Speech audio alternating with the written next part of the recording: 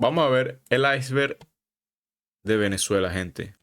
En esta ocasión les traigo un iceberg muy interesante. Se trata del iceberg de Venezuela, en el cual comentaré algunos sucesos que ocurrieron durante la historia del país. Además, quiero recalcar que son muchas cosas y quizás haga otro video con más puntos. Sin nada más que agregar, bienvenidos a Relatos del Puma. Vamos a comenzar con el nivel 1. Nivel 1. Pingüino en Maracaibo, Reventón del Barroso, el camión de muñeca, el comegente. El 14 de febrero de 1955, Ya, espérate. Maracaibo recibió la visita del huésped más inusual, un pingüino. Sí, un pingüino en una de las ciudades más calurosas de Venezuela. Lo apodaron Polo. Las teorías de cómo llegó al Zulia seguían generándose, que si escapó de un zoológico marino o un barco chino o si era mercancía de tráfico ilegal de especies. Sin embargo, como no hubo reportes de algún pingüino extraviado o algo parecido, nunca se supo. A Polo lo mandaron a un zoológico en el cual le proporcionaron muchos alimentos y le acondicionaron un espacio exclusivo para él. Polo estuvo exhibido al público por al menos 6 meses, se estima que casi 300.000 personas pagaron la entrada para verlo, hasta que un final trágico llegó. El 28 de agosto de 1955, el Dr. Pons dio la noticia más triste. Polo falleció. Según los reportes, la muerte de Polo no fue causada por el calor de Maracaibo, sino por asfixia. Polo cayó al agua desmayado por una pedrada lanzada por un niño o espectador adulto. Jesús Alexis Poleo Díaz. Rico. ¿Cómo coño llegó un pingüino a Maracaibo? Es una vaina loca. Un caraqueño de 66 años, es una figura conocida en la capital por su peculiar vehículo, apodado el camión de las muñecas. El camión adornado con muñecas es su ¿Qué mierda es eso, man? Qué puto asco, loco. Yo veo si le tiro una piedra, me digo. Principal fuente de ingresos y, a pesar de llamar la atención y sorprender a muchos, nunca ha enfrentado dificultades laborales debido a su singular vehículo. Él enfatiza que su intención no es causar miedo o incomodidad, sino simplemente atraer miradas. Respecto a las especulaciones sobre una posible obsesión con las muñecas, él lo desmiente, asegurando que todas son igualmente importantes para él. Aunque a veces se le pregunta por la duración de su relación con una muñeca en particular, Jesús comenta que una vez mencionada, la muñeca suele desaparecer del camión. El reventón del Pozo Barroso fue un suceso que reveló el potencial petrolero de Venezuela. Ocurrió en el estado Zulia, en un pueblo llamado Cabimas. Se dice que la madrugada del 14 de diciembre de 1922, los habitantes cercanos se despertaron sobresaltados por un temblor, al que siguió un estruendo. Al salir de sus casas fueron testigos de un hecho sin precedentes por aquellas tierras. Comenzó a llover, pero no era agua. Lo que caía del cielo era un líquido negro y viscoso, y sí, era petróleo. Al mirar hacia la hacienda llamada Los Barrosos, los habitantes presenciaron una columna oscura que se alzaba a unos 40 metros de altura, cual geyser. Se dice que tardaron 10 días para controlar la potencia del chorro con una válvula. El pozo estuvo arrojando unos 100.000 barriles diarios de crudo sin control. Don Ángel Vargas, más conocido como el Comegente, es un asesino y... Eso soy yo, marico. Eso soy yo. Así voy a ser yo en el futuro. Eso soy yo, Alfonso en el futuro. Caníbal venezolano. Su vida delictiva comenzaría desde temprana edad, con el robo de ganado. La primera víctima sería su compañero Cruz Baltasar Moreno, el cual también lo comería. Luego de aquel suceso, fue llevado a un centro de rehabilitación psiquiátrica. Ahí mismo, fue diagnosticado con una esquizofrenia paranoide. Años después salió, pero comenzó a levantar sospechas después de que 2 jóvenes se encontraran sin vida cerca donde él concurría. Luego de investigar, encontraron una pequeña casa donde Don Ángel vivía. En el lugar habían ollas y recipientes con restos humanos listos para comer. Vargas asesinó y se comió al menos 15 personas, aunque la policía dice que el número de víctimas sería entre 20 a 40 personas. 20 a 40 personas, mamagüevo. 20 a 40 personas. O sea, literalmente, todos los que estamos aquí. Los que estamos aquí. Nos comió todos los que estamos aquí. El hijo de puta. Muerto de hambre. Nerga, lambucio. El Comegente tiene más de 20 años en prisión. El 6 de abril de 1964, se vivió uno de los episodios más escalofriantes para cualquiera que pase por un puente, ya que un barco supertanquero llamado ESO Maracaibo, cargado con 262.000 barriles de petróleo crudo, sin controles y a la deriva como consecuencia de un inesperado desperfecto eléctrico en la nave, choca contra la pila número 31 del puente sobre el lago, ocasionando el derrumbe de 259 metros de estructura. 4 vehículos, que en ese momento cruzaban la zona del siniestro, se precipitaron por el boquete abierto desde una altura de aproximadamente 40 metros, arrojando un saldo lamentable de 7 muertos. Seguimos bajando hacia el nivel 2. Esta publicidad de mierda. ¿Quién es este? Simón Bolívar, el que está disparando. Parece, güey. Alfonso, Los tú eres come gente, mosca. No, yo no soy come gente, yo soy come totonas, chamo. sucesos de Puente Llaguno tuvieron lugar durante una soy marcha en come Caracas en jevas. 2002, previa al intento de golpe de Estado contra Hugo Chávez. En el contexto de una manifestación masiva, dos grupos opuestos se encontraron en el Puente Llaguno, resultando en enfrentamientos violentos que dejaron 19 muertos y 127 heridos. Hubo disparos desde ambas partes y acusaciones cruzadas sobre quién fue responsable. Es loco, pero este de aquí, marico, si ustedes no saben, este de aquí es Maduro, creo. Yo he entendido que este tipo que está aquí a la derecha es Maduro. Tras largos juicios, algunos oficiales de la Policía Metropolitana fueron condenados por los homicidios, pero no se determinaron responsabilidades por todas las muertes. La exhumación de Simón Bolívar en 2010 desató lo que se conoció como la maldición de Bolívar, en un intento de Hugo Chávez por acusar a la oligarquía. Uy, no, mano, fuera de joda, esto sí me da miedo, marico. O sea, todo este caso de Chávez, marico, o sea, levantando el cadáver de Simón Bolívar y no sé qué, marico, eso sí me da miedo, marico. Eso me da, marico, no fuera de joda, me dio como un escalofrío, marico. Seriedad. Colombiana y venezolana de su muerte por envenenamiento. Esta acción, que duró 19 horas y fue llevada a cabo por 50 científicos dirigidos por el médico forense José Antonio Lorente Acosta, desenterró los restos del libertador venezolano, desatando una serie de sucesos trágicos. Poco después de la exhumación, empezaron a ocurrir muertes inesperadas que algunos atribuyeron a esta supuesta maldición. El diputado Luis Tascón falleció de cáncer de colon, seguido por la muerte del general retirado Alberto Müller Rojas y del exgobernador William Laura en un accidente automovilístico. Marico, ¿estás viendo eso? Estos sucesos llevaron a especulaciones sobre la relación entre la exhumación de Bolívar y las muertes posteriores, ¿Tú estás lo que viendo generó eso? preguntas sobre si hubo una conexión directa entre estos eventos o si se trataba simplemente de coincidencias desafortunadas. El Ceretón forma parte de los cuentos y leyendas venezolanas más antiguas del país. Este espíritu Ay, sapegato, marico, sapegato. Sapegato. venezolano se aparece en forma de duende sobador, con ojos de muerte y un gran sombrero. Por lo general, esta criatura persigue con susurros y rascabucheos a las muchachas bonitas. Muchas personas de los Ay, menos mal, marico. Menos mal. Menos estados, mal. Falcón y Lara, especialmente de los pueblos de la sierra, tienen anécdotas sobre este peculiar duendecillo. Y es que se dice que se hace invisible y acaba con familias enteras cuando se lo propone. Es considerado por los viejos pueblerinos como un espíritu muy peligroso y burlón. La modelo británica Naomi Campbell Alfonso, mira para atrás, marico, y está Simón Bolívar. Chamo, ¿tú te imaginas que de verdad tuviera Simón Bolívar? Uy, perro. No me dio un escalofrío, marico. Yo sé que da risa, marico, pero imagínate, marico, imagínate que ustedes se dan la vuelta y está Simón Bolívar. Simón Bolívar. O sea, no un espíritu, nada. O sea, Simón Bolívar, marico, con su traje así viéndote. Yo me cago, marico. No vale, echamos a pegar. escribió al presidente de Venezuela, Hugo Chávez, como un ángel rebelde durante una entrevista que ha publicado en la revista GQ. La diosa de ébano aseguró que quería saber si era verdad que Chávez era un presidente del pueblo.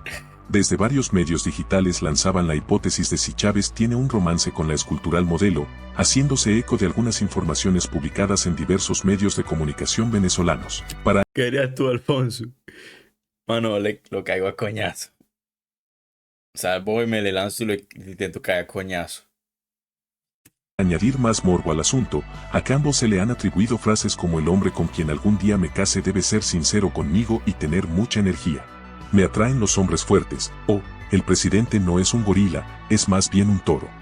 Linda Loaiza es la protagonista de una estremecedora historia. En 2001 fue secuestrada y torturada por un hombre al que la prensa denominó el monstruo de los palos grandes.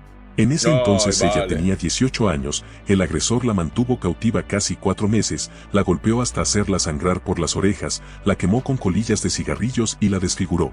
Fue rescatada el 19 de julio de 2001, estaba en un departamento de una zona acomodada de Caracas, Venezuela, llamada Los Palos Grandes. Tenía la cara hinchada, los párpados cerrados, la nariz quemada y la boca rota.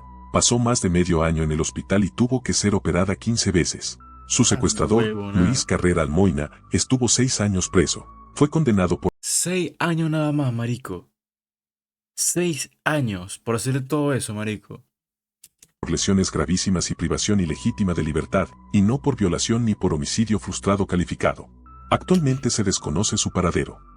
What the Esta fuck? é a banca do futuro. ¿Qué carajo? ¿Qué mierda? Continuamos con el siguiente escalón, el nivel 3. Chávez murió en Cuba, la colonia Chirgua. Madre. Ok. En 1938, el entonces presidente de Venezuela Eleazar López Contreras estimuló el establecimiento de 40 familias danesas en Chirgua, Carabobo. Eso fue un intento de colonización agrícola en el cual se organizó el traslado de familias de Dinamarca. Sin embargo, el proyecto fue un rotundo fracaso, y 38 de las 40 familias que llegaron al país fueron deportados a Dinamarca en 1940. Solamente 2 familias y algunos solteros decidieron quedarse en Venezuela, estableciendo familias en la región en la capital del estado Carabobo. La controversia en torno a la muerte de Hugo Chávez se convierte en un debate que sugiere discrepar. Marico, mira, apagué la lucecita para... Uy, no, me cago, marico. Claro, estoy medio cagado. Ustedes no. Te van a venir jalando esas patas por estar viendo estos videos. Diferencias significativas entre la versión oficial y los relatos de testigos clave sobre la cronología de su fallecimiento. Según varias fuentes y testimonios, se afirma que Chávez murió el 28 de diciembre de 2012 en Cuba, contradiciendo la fecha oficial anunciada por los gobiernos de Cuba y Venezuela, que afirmaban que el presidente venezolano falleció el 5 de marzo de 2013. El capitán Menzies Salazar, quien fungió como jefe de seguridad de Chávez, desertó a Estados Unidos y aseveró que la muerte del presidente ocurrió en Cuba. Esta afirmación desafía las representaciones públicas emitidas por los gobiernos, incluyendo fotos que supuestamente mostraban a Chávez activo en febrero de 2013, dando a entender una situación contraria a su fallecimiento. Salazar reveló que Chávez, a pesar de estar enfermo, mantenía la esperanza de recuperarse gracias al tratamiento que estaba recibiendo en Cuba y a su creencia en prácticas mágicas. Además, afirma poseer información sobre actividades de narcotráfico y corrupción que involucran a miembros del gobierno venezolano. La Corte Malandra ha Alucard, ya yo te voy a desbanear, marico. Ahorita te desbaneo. sido una especie de coartada en Venezuela para los individuos que militan en organizaciones criminales como el narcotráfico o el proxenetismo. De igual forma, para las personas que se dedican al sicariato o las bandas de menor calibre en el bajo mundo que invierten su tiempo en el robo. Unos personajes de origen delictivo, tildados de santos, fueron bautizados por los ciudadanos venezolanos como la Corte Malandra, el cual, supuestamente los protege de cualquier error cuando son gobernados por la mala conducta, como cuentan sus devotos. Su origen remota en la década de los 60 hasta los 80, unos delincuentes se dedicaban a robar a las personas adineradas para luego distribuir esas ganancias con las personas de bajos recursos en Caracas. Según se cuenta, los sujetos se habían inspirado en la leyenda de Robin Hood. Desde entonces, los integrantes de esta banda se transformaron en sinónimo de altruismo. También es burda raro, weón. Eso es muy raro, marico. O sea, no es como loco que literalmente unos malandros crean en esa vaina. O sea, para mí no tiene sentido. O sea, no sé, no sé, weón. El culto de las ánimas de Guasare tiene sus raíces en una antigua leyenda de Falcón, Venezuela, que relata las dificultades y muertes provocadas por una prolongada sequía hace más de un siglo. Durante los años 1910 y 1912, una hambruna y escasez de agua azotaron la península de Paraguaná, llevando a muchos migrantes a huir en busca de alivio. El culto se concentra en Guasare, en el Parque Nacional Médanos de Coro, donde se cree que muchos de estos migrantes perecieron mientras intentaban llegar a la ciudad de Santa Ana de Coro y la Sierra Falconiana. Se ha erigido un santuario en homenaje a estas almas, creyendo que interceden y brindan favores, protección y salud a quienes lo soliciten. La historia del culto se remonta a la década de 1940, cuando restos humanos fueron descubiertos entre los médanos cercanos a Guasare. Estos restos, supuestamente vinculados a aquellos que fallecieron durante la hambruna y sequía, generaron relatos milagrosos en la región. El santuario es visitado por numerosas personas a diario, tanto en búsqueda de favores como para cumplir promesas, dejando testimonios de agradecimiento en placas, fotografías y mensajes escritos. La masacre de Turén, ocurrida el 29 de septiembre de 1952 en el estado portuguesa de Venezuela, se desencadenó como respuesta a un fallido levantamiento de campesinos en la localidad. Aunque la cantidad exacta de víctimas mortales aún no se conoce con precisión, se estima que superó el centenar y podría haber alcanzado hasta 130. El conflicto inició tras el desalojo de campesinos de sus terrenos y la negación de créditos, llevando a un enfrentamiento entre 80 campesinos armados y la Guardia Nacional, resultando en 5 fallecidos y la captura de armamento. Seguimos bajando hacia el penúltimo Tanque Tortuga. escalón, el nivel 4. La tragedia en la iglesia de Santa Teresa consistió en una estampida humana que ocurrió el 9 de abril de 1952 durante una misa del Nazareno de San Pablo en la Basílica de Santa Teresa, en Caracas, Venezuela, después de que uno de los presentes gritara que había un incendio y provocara la estampida. Como resultado de la asfixia y el aplastamiento, 46 personas murieron y 115 resultaron heridas. Abrochad los cinturones porque esta montaña rusa viene fuerte. Si veis esto, Ay, no marico. compréis. Maldito.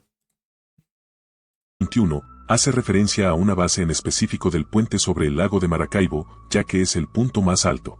Este se ha envuelto en un misterio, ya que mucha gente opta por ir a ese lugar en particular para ponerle fin a su propia vida. Muchos son los mitos y leyendas de tantas almas cobradas por la siniestra pila 21, lo cierto es que nadie ha logrado sobrevivir ante semejante caída libre. Alfredo Di Stéfano, una vez fue secuestrado y fue en Venezuela. El estelarísimo goleador argentino del equipo español Real Madrid, considerado como uno de los mejores futbolistas del mundo en los años 50 y 60, fue secuestrado por un grupo guerrillero en la capital venezolana. A las 6 de la mañana del día 24 de agosto de 1963, 2 hombres se presentaron en la recepción del hotel donde se hospedaban los jugadores, identificándose como miembros de la Policía Técnica Judicial. Subieron a la habitación y le pidieron que los acompañara. Asimismo, el jugador argentino fue secuestrado. El secuestro se prolongó por unas 80 horas. Fue liberado la tarde del martes, 27 de agosto, gracias en gran medida a la presión que ejercieron los medios de comunicación. La Tortuga fue un vehículo blindado diseñado y construido en Venezuela en 1934, durante el gobierno del entonces dictador venezolano Juan Vicente Gómez. Fue ensamblado en el astillero de Puerto Cabello por el ingeniero Tomás Pacanins Acevedo. Exhibido por primera vez en un desfile militar acaecido en la ciudad de Maracay, la existencia del vehículo y el desfile estaban destinados a enviar un mensaje claro al vecino país de Colombia, con el que habían tenido varios incidentes fronterizos y políticos desde su victoria sobre el Perú en la Guerra Colombo-Peruana. El 23 de La guerra Colombo-Peruana. diciembre de 1934, el vehículo blindado llamado Tortuga se reveló por primera vez al público, junto con 2 tanques de infantería italianos. En 1958, durante una gira de buena voluntad por Sudamérica, la caravana de Richard Nixon fue atacada en Caracas. Este ataque, considerado uno de los más violentos perpetrados contra un funcionario estadounidense de alto rango en el extranjero hasta ese momento, ocurrió mientras Nixon era vicepresidente de los Estados Unidos. El contexto político era tenso. Nixon visitaba la región después del derrocamiento del dictador venezolano Marcos Pérez Jiménez, quien había recibido asilo en los Estados Unidos. La atmósfera se volvió aún más cargada cuando se otorgó asilo y la Legión al Mérito a Pérez Jiménez, lo que generó resentimiento en la población venezolana y posiblemente motivó el ataque, que se cree pudo haber sido orquestado por el Partido Comunista de Venezuela. El incidente en Caracas llevó a que la flota y las unidades de la Armada de los Estados Unidos se movilizaran en la región, lo que obligó al gobierno venezolano a ofrecer protección total a Nixon durante el resto de su visita. Este ataque tuvo un impacto significativo en la política exterior estadounidense en América Latina. Marcó un cambio en la percepción de Estados Unidos hacia la región y se convirtió en un punto crucial en la vida de Nixon, lo que él describió más tarde como una de las 6 crisis en su libro autobiográfico. El buque petrolero venezolano Monagas fue atacado y hundido por el submarino alemán el 16 de febrero de 1942, como parte de la operación Westindien de la Kriegsmarine alemana. Este fue el primer ataque alemán en el hemisferio occidental durante la Segunda Guerra Mundial. Además del Monagas, otros 7 barcos sufrieron daños en el mismo ataque. El Monagas había zarpado de Maracaibo hacia la refinería de Aruba el 15 de febrero y fue atacado cerca de Punta Macoya, entre Paraguaná y las Antillas neerlandesas. El torpedo lanzado por el submarino impactó el puente de mando, matando a varios miembros de la tripulación. Tras el ataque, el gobierno venezolano envió una nota de protesta a Alemania, aunque esta no fue aceptada por el gobierno alemán. En consecuencia, se tomaron medidas como el congelamiento de bienes de ciudadanos alemanes en Venezuela, la detención de 800 ciudadanos alemanes con actividades de apoyo al Partido Rojo. Este trágico episodio marcó un hito en la historia de Venezuela durante la Segunda Guerra Mundial. Último escalón del iceberg, nivel 5. Último escalón. El vampiro de Galipán Niñas vendiendo café. ¿Qué carajo? Hezbollah en Margarita, poeta preso en Corea del Norte. Gottfried Noche, médico cirujano e investigador científico de origen alemán, desarrolló una fúnebre sustancia que podía dotar con apariencia de vida a los muertos. Ese fue su gran invento, un proceso que no ameritaba Sapegato, marico, ¿qué mierda es esto? extraer los órganos vitales a los cadáveres, superando con creces a la momificación de carácter religioso practicada por los egipcios. Noche realizó sus primeros experimentos con cadáveres producidos por la guerra y que no eran reclamados por nadie. Cargados como sacos sobre lomos de burros o caballos, Noche hacía llevar esos cadáveres hasta la hacienda Buenavista para sus experimentos. Como es de imaginar, un médico que llevaba muertos a la montaña, rápidamente despertó la imaginación del poblado, llegaron a llamarlo, el vampiro de Galipán. El médico alemán momificó, tanto animales como personas. La República Islámica ha tenido estrechas relaciones con Venezuela desde hace mucho tiempo. Los vínculos cercanos de Nicolás Maduro con el régimen de Irán ha permitido a los persas extender su presencia militar y financiera en América Latina, principalmente a través del grupo político terrorista Hezbollah. Los lazos entre Venezuela e Irán se fortalecieron desde las presidencias de Ahmadinejad y Chávez en el año 2005. Sin embargo, una fuerte red de apoyo a Hezbollah ha existido en Venezuela desde mucho tiempo atrás. El grupo político terrorista libanés ha tenido células en Venezuela desde principios de los años 90. Al mismo tiempo, la isla Margarita, en la costa caribeña de Venezuela, sirve desde principios de 2000 como un centro para el tráfico de drogas para Hezbollah y otros grupos terroristas islamistas. Niñas vendiendo café, hace referencia a comentarios de que es una red de pedofilia, donde los viajeros en su mayoría camioneros aprovechan estas paradas a tomar café, y buscan servicios sexuales por parte de menores de edad. ¡Qué mierda!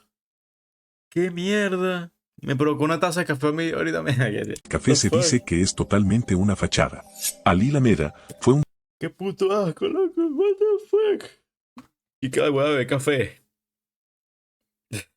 ¿Qué carajo? Se resolvió el misterio de cómo el Fortnite corría en la canaima. poeta y traductor venezolano, prisionero durante 7 años en un campo de concentración de Corea del Norte. En 1965 llegó a Pyongyang para trabajar como intérprete en la sección de español del Departamento de Publicaciones Exteriores.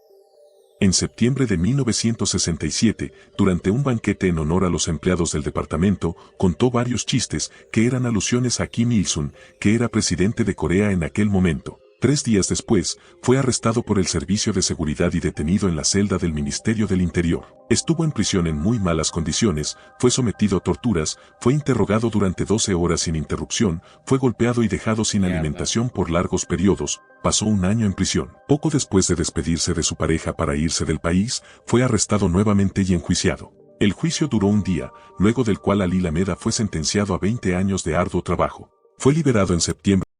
O sea, el carajo del principio que agarró a la tipa esa y abusó de ella y la coñació y la quemó y todo, 6 años. Y este carajo, random, en Corea del Norte, solo porque sí, 20 añazos. De 1973, después de varios acuerdos. De momento ha sido todo por hoy, agradezco mucho que hayas 20 añazos, loco.